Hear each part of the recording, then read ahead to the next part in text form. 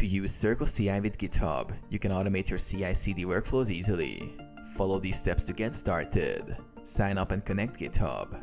Visit CircleCI and create an account. After signing up, connect your GitHub repository to CircleCI by linking your GitHub account. Select the repository you want to use. Create a CircleCI project. Once connected, CircleCI will detect your repository and provide a default project setup with a circleci/config.yml file. Configure the circleci/config.yml file. This configuration file defines how CircleCI builds, tests, and deploys your project. Push code changes. After configuring the pipeline, push your code changes to GitHub.